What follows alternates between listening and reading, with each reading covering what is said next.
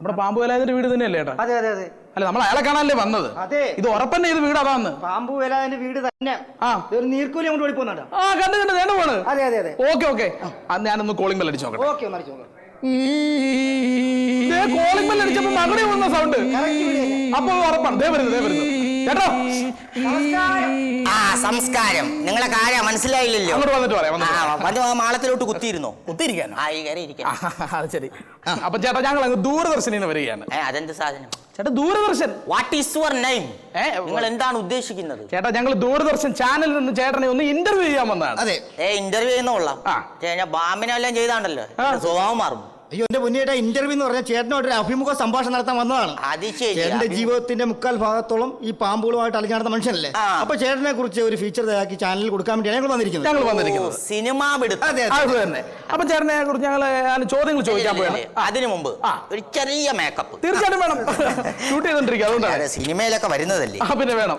പെട്ടെന്ന് ഇത് പറവറ് കുട്ടിക്കൂറ പറവറ്.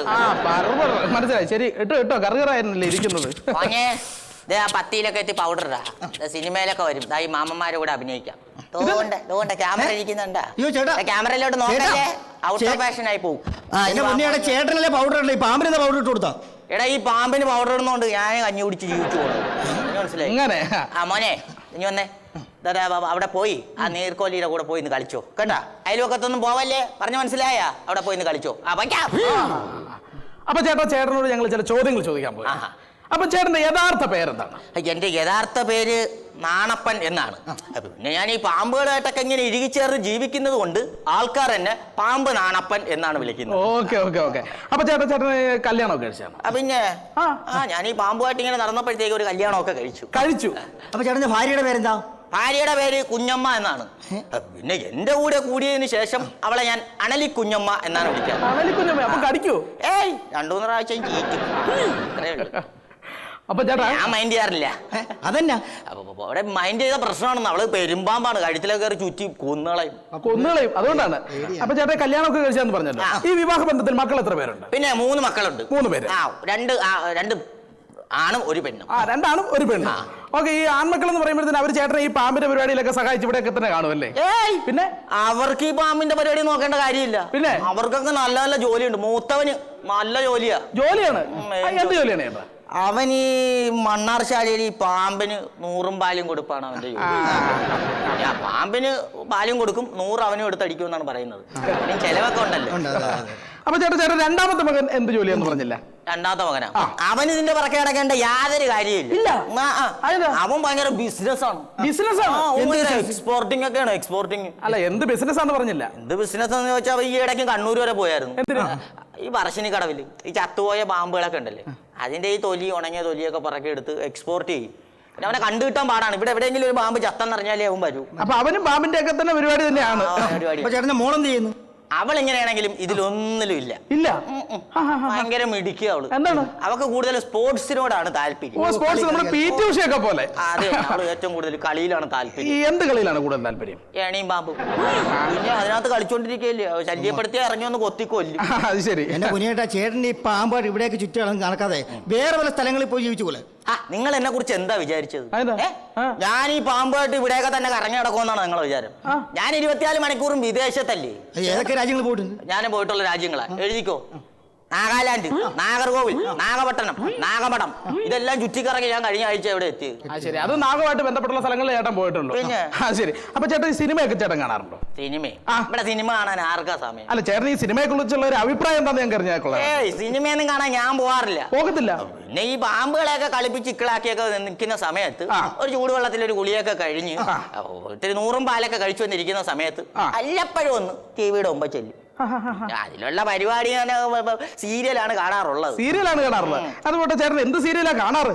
ഞാനാ നാഗമടത്ത് തമ്പുരാട്ടി, അനാക്കോണ്ട, കിങ് കോബ്ര, മൂർഖൻ, കരിമൂർഖൻ, ഇതെല്ലാം കിട്ടുന്ന സീരിയലല്ലേ? ഇതൊന്നും സീരിയൽ, ഇതൊക്കെ സിനിമകളാ.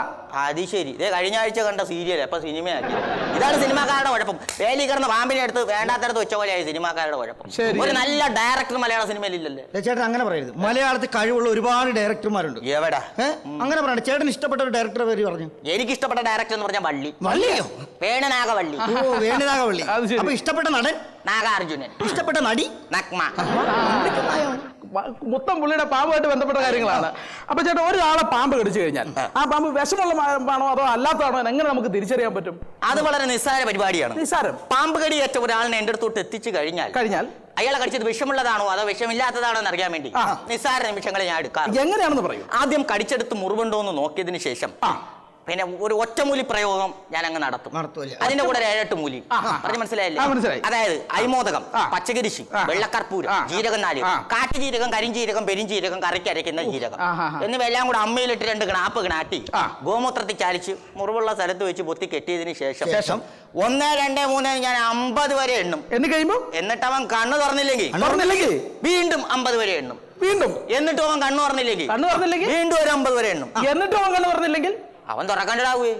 അവനോട് ഇവിടെ ആരാ പറഞ്ഞു തുറക്കാൻ? ഇവിടെ അവന്റെ കാലം കഴിഞ്ഞു. അടിച്ചുപോയ കേസാ. പോവാണ്.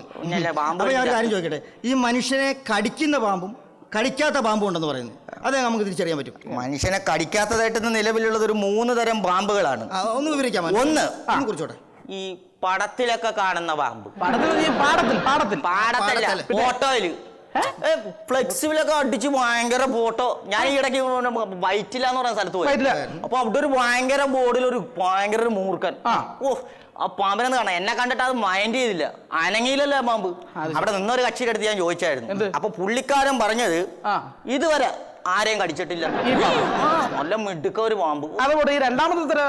രണ്ടാമത്തെ എന്ന് പറഞ്ഞാ ബുദ്ധിയും ബോധവും ഇല്ലാത്ത, വിവരം ഇല്ലാത്ത പാമ്പ്.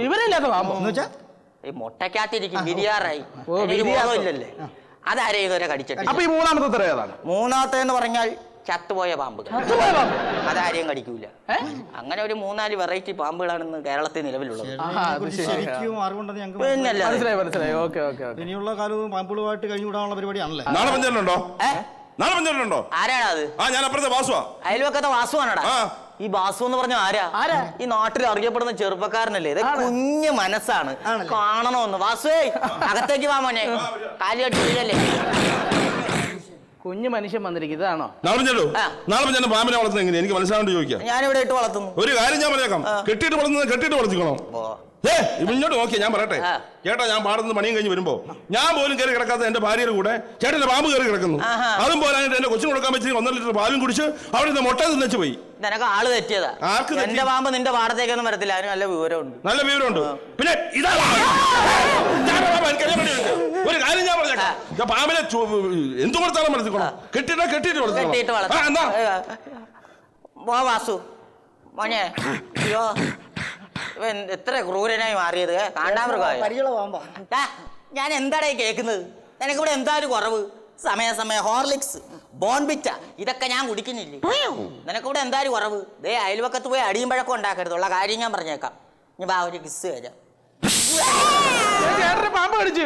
എടാ, ഇത് ഒറിജിനൽ പാമ്പാണ്.